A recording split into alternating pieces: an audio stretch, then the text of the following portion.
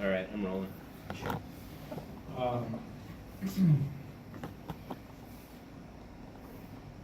Iowa's good, and it was even, I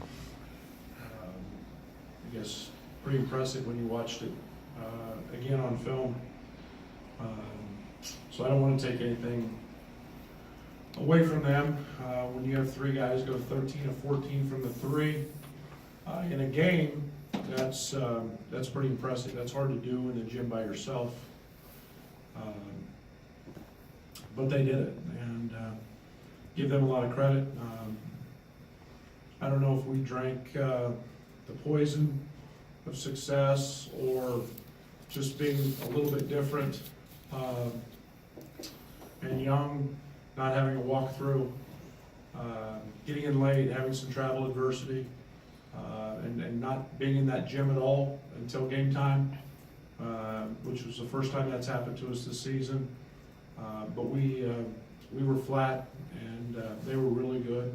I think Iowa's a team that should have expectations of being at least into the second weekend of the NCAA tournament. I think they're that good, and they made us pay. So on to the next. It's Wisconsin, and obviously I think that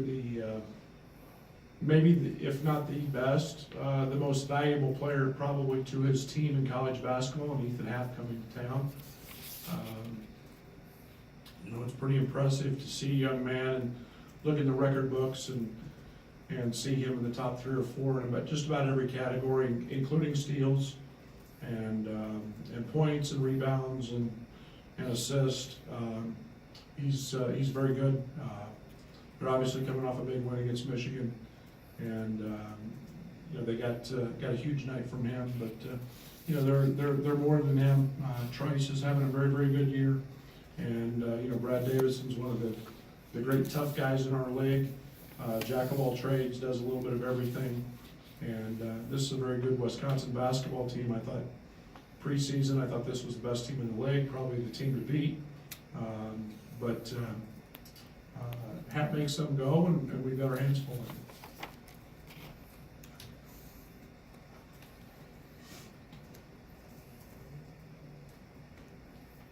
Brad, what will be key for Georgie?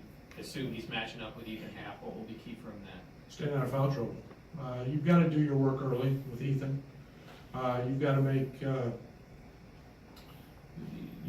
It's real easy to say don't let him get to his spots. His spots anywhere on the court, and they'll do a variety of things with him, from bring the ball up the court. I think one of the great things that happened to him was last year. Trice goes down, and he literally plays the point, and he became comfortable. And he's not just a low block guy, but he gets it to the block.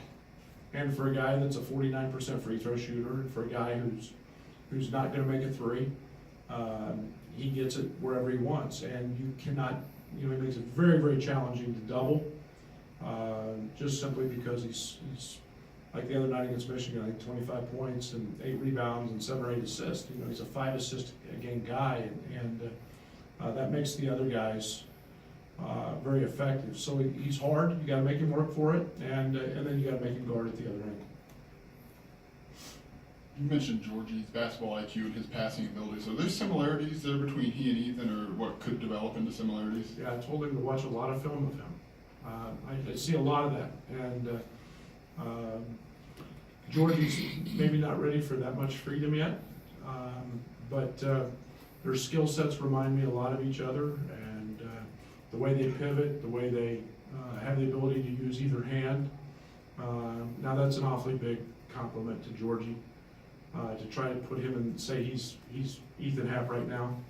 You're talking about arguably one of the top 5 players in college basketball, so and maybe one of the all-time greats to ever play at Wisconsin. So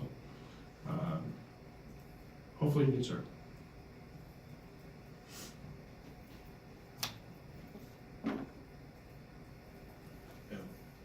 Tevye's really brought some energy and played well when he's been on the court. How does he maybe stay on the court a little longer just and avoid some of those quick fouls that he's had the last 2 games? Yeah, I mean, that's been his biggest problem. I don't know if that's a nervous energy. I think that he's trying to play really, really hard, and and it's just comfort. Scott, I think he's got to grow into, finding the speed of the game. Mentally has to slow down for him, familiarity. Yeah, he does. He provides an energy for us. He provides a pace for us that on the offensive end that's good. He's showing why he's such a good shooter. He just has that ability. So we need him on the court, and we're starting to feel more and more comfortable with him, and he's got to feel more and more comfortable when he's out there and not commit the silly fouls. A couple things about the local kid, Zach Griffith. The transition from manager last year to walk on this year, how did that happen? Well, I think he's a kid that felt awfully comfortable as a player. That he was a guy that wanted to do this, and he approached us in the off season about wanting to get involved and wanted to be a part of the team. We had a spot, and we knew what a guy was. I mean, when he was a manager, he was involved in all the activity drills with the ball and so on and so forth. We knew he had some ability, and he is an incredible worker. He's the guy that puts in all the extra time. He's going to be, at some point, he's going to have his moment. He's going to have his time, and he's a really good shooter. He's spending all the extra time with Fletch in the weight room, and when his body starts to fill out, he's a kid that's got a great skill set. He told me today that he was kind of the scout team, Ethan Happ. So how has he adapted to that role and been helping you guys in that way? Yeah, I mean, he's skilled enough. He's not 6'9" or 10 like Ethan, but he's the same guy that can put the ball down on the floor, and he can uses either hand around the basket, and his skill set is the guy that best fits us, and he has the ability to do that. And he proves to be a pretty hard guard, and he's physical, and he plays extremely hard. Brad, you've talked a lot about how the Big Ten is the best league in the country. How much did this last week kind of show that, showing the highs and lows, and how important is it to now return home and defend that home court?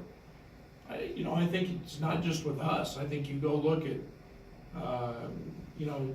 Indiana. You go look at, Rutgers beats Nebraska last night, a team with 5 seniors. You go look at, Iowa early in the year getting beat by Michigan State. And, maybe with the exception of the Michigan schools, I mean, you've seen that. You've seen Minnesota